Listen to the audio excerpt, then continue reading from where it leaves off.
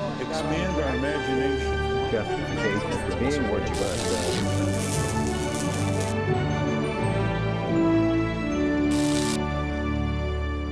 are. And welcome to Washington Unplugged. I'm Bill Plante. As we continue our week-long coverage of the tragedy in Tucson today, I'm joined by CBS News Chief Political Consultant Marc Ambinder. And today, in addition, we'll talk to the Tucson Pima County Republican Chairman Brian Miller. He would like President Obama to call for a halt to the blame game, specifically blaming Republicans. He says they're being unfairly held responsible for the shooting spree on Saturday. We'll also talk to Paul Helmke, the president of the Brady Center to Prevent Gun Violence, who says that this time maybe Congress will agree to some kind of firearm restriction because the victim was one of their own. But first, Sarah Palin has released an 8-minute video statement today in which she blames the media for fanning the flames of hate. So, Marc, let's start with you and talk about that and take a look. Well, it's a remarkable video for several reasons. For several days, Sarah Palin has said nothing. She has been accused, mainly by people on the left, of perhaps creating some of the climate that might have led the alleged assailant to do what he did. Yeah, but specifically for the most part, the crosshair advertisement. For the most, the crosshair advertisement, which is a trope of sorts that people on both sides have used for a long time. But it's fair to say that she's been under some degree of criticism. But if you look at the video and you look at the scope of what she says, it's almost presidential-esque. Let's take a look a little bit and go from there. But especially within hours of a tragedy unfolding, journalists and pundits should not manufacture a blood libel that serves only to incite the very hatred and violence that they purport to condemn. That is reprehensible. Well, Marc, let's talk about that in a minute. But first, I'd like to go to Pima County Chairman Brian Miller, who's standing by in Tucson and joins us now. Brian, welcome. Thank you, Bill. Brian, what do you hope that the Republicans will react to? I mean, you're concerned, I guess, about blame, right?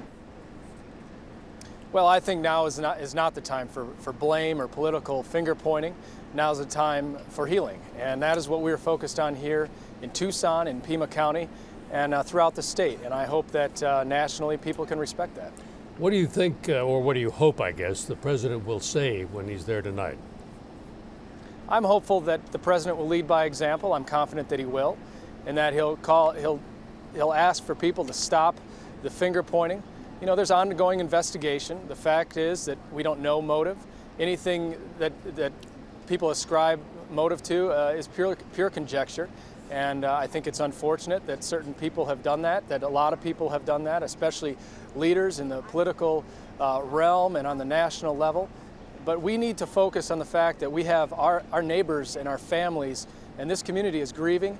We need to let us go through this grieving process. This is a very human face to this. When you take away the political professions of two of the victims, at the bottom line, this is a massacre in our backyard, right down the street from my house. And we need to remember that, and I believe and I'm confident that the president will take the lead and lead by example tonight. Mr. Miller, have you begun to set an example? Have you reached out, for example, and spoken with your Democratic counterpart in Pima County? And if so, what have you spoken about? Yes, and Jeff Rogers, the chair of the Pima County Democrats, and I, we have agreed to stand arm in arm, shoulder to shoulder, with things that we agree with, and one of those things is exactly what I just said. And also, and I'm relieved to hear, as of recently, that the group, the out-of-state group that was going to protest the funerals, to my knowledge, they're not coming now. But Jeff and I were ready to stand side by side to attempt to give our friends and family and neighbors the dignity and peace that they need as they go through this terrible process. And I'm glad that we won't have to do that, but he and I agree that we need, as a community, to come together and not hurt these bonds that unite us. We need to heal them. When you talk generally about politicizing this affair, do you mean, for example, that debates about high-capacity magazines or mental health laws or sharing information with the police ought to be off the table or postponed? Or are those valid debates to have? Obviously, anything in dealing with the investigation is valid. But as far as public statements from public officials, I and the Pima County, under my leadership, the Pima County Republican Party have led by example. I will not discuss politics, political issues at this point. There will be a time for that. Absolutely, there will be a time for that. And I look forward to that because it'll be an indicator that we have progressed beyond this stage of grief and mourning. But right now, it's too close. It's in our backyard. These are people we knew. We run as the Pima County Republicans.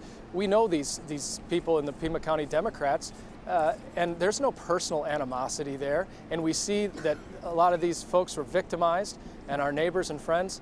And this is a very personal thing. Although a lot of people have noted, Brian, that last fall's campaign was particularly nasty, the Giffords campaign, and I suppose that's part of the reason for the problem. Politics have been nasty for thousands of years, Bill. We'll discuss politics in a while, but not now. Okay, very good, and we appreciate you coming, Brian. Thank you so much. Brian Miller, the Pima County Republican Chair. Mark, let's go back to the Palin video. How do you think this affects her stature? I mean, she looks almost presidential. Right. I think it makes her the most prominent Republican in a sense to respond or to pre-spawn to what President Obama is going to say tonight. And of course, the president has an enormously difficult task because so many people are appropriating different things out of this incident. And the president is primarily there to share the grief of everyone and might not live up to people's expectations if they have significant expectations. But Sarah Palin, in a sense, has thrown a gauntlet, in a sense politicizing what she accuses other people of politicizing. She uses the phrase blood libel. Which is very interesting because, originally the phrase obviously meant the libel on the Jewish people that they used the blood of Christians. Right. But it's come to mean something broader, hasn't it? Right, and in her sense, it simply means blaming, her campaign rhetoric for the actions of a deranged lone individual. And she has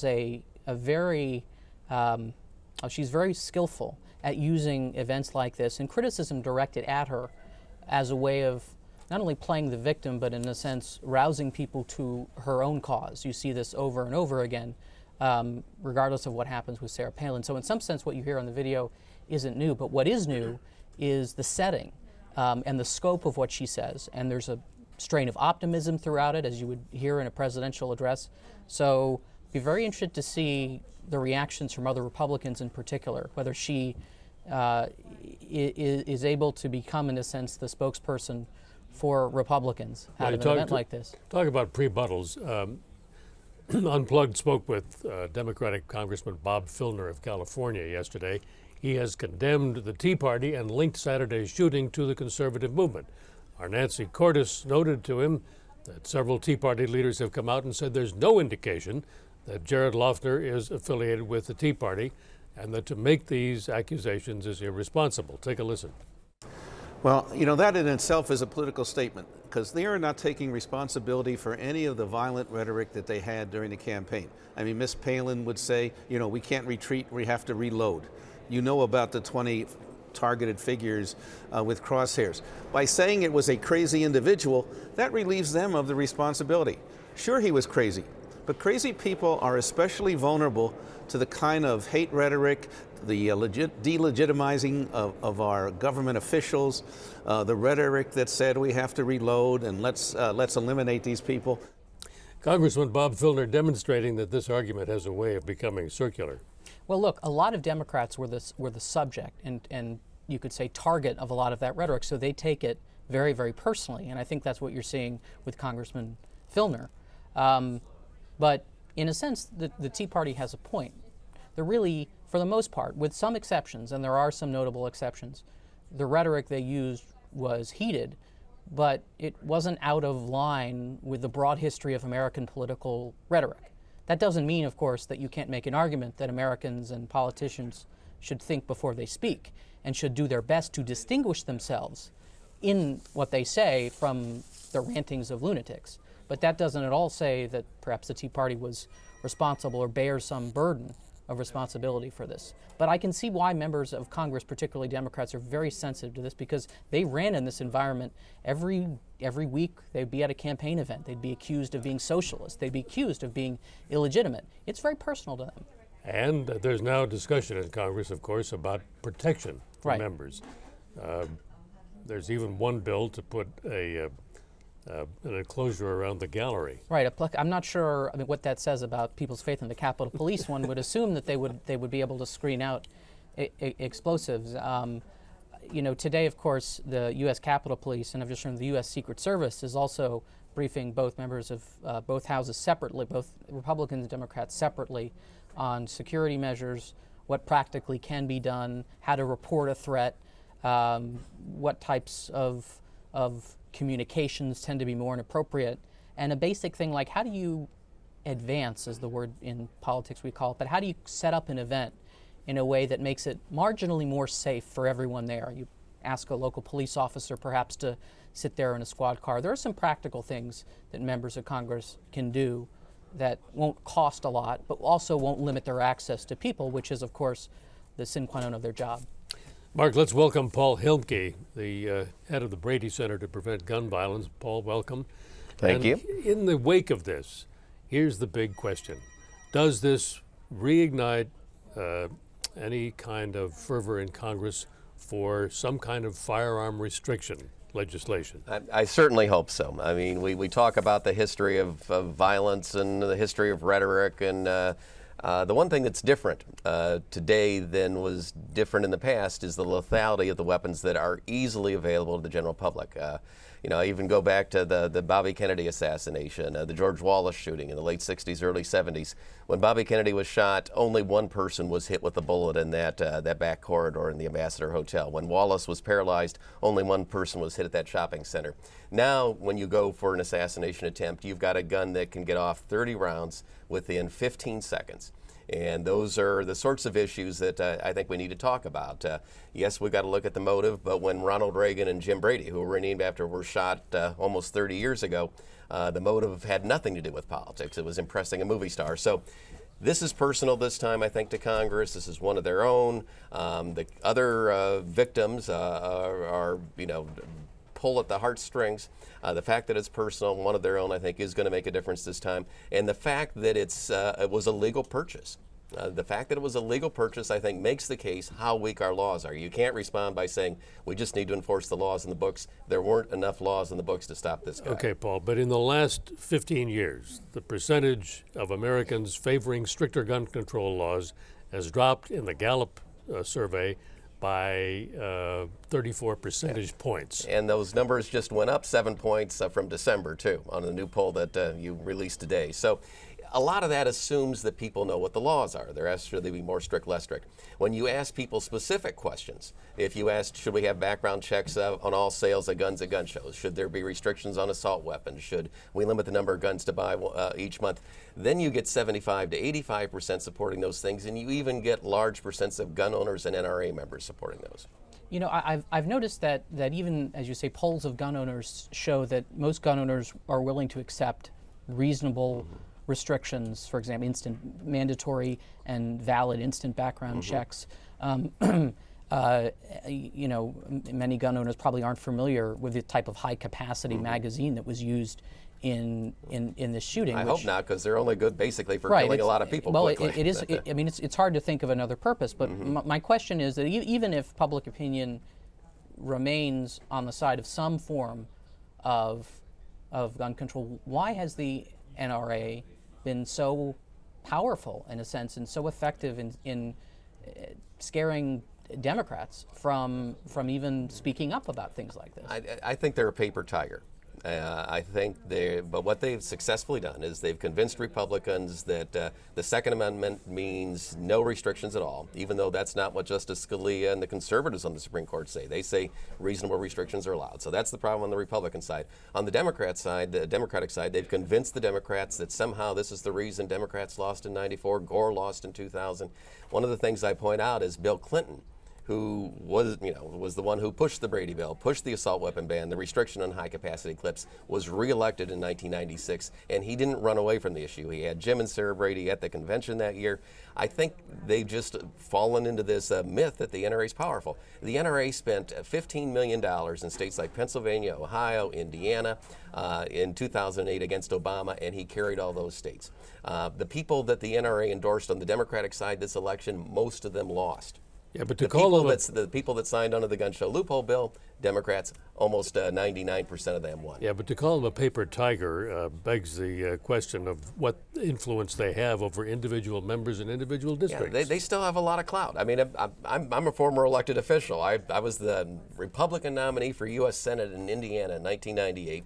And I had people challenge me, especially in the Republican primary, on my stances on gun control because I was an urban mayor.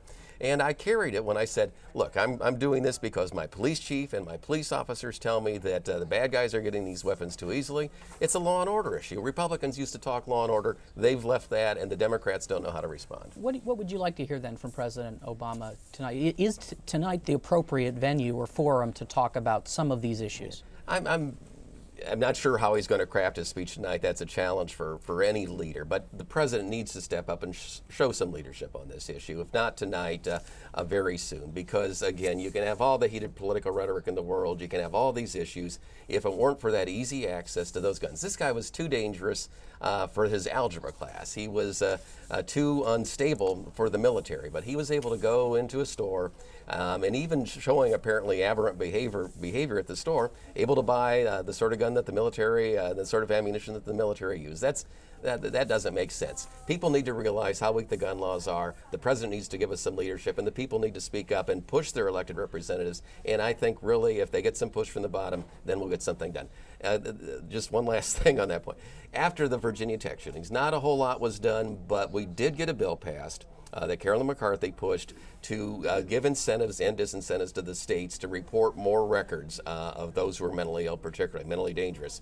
One of the reasons that got through is the NRA backed down. They didn't oppose it, and I think one of the reasons is they realized they didn't have an answer. I think it's the same thing on these high-capacity clips. Well, I'm not sure how anybody can respond to you need more than 10 bullets. And she has a bill now which would prohibit those high-capacity clips once again. And the significance again is that's another thing that I think makes this one difference. You can point to a specific law that would have made a difference here.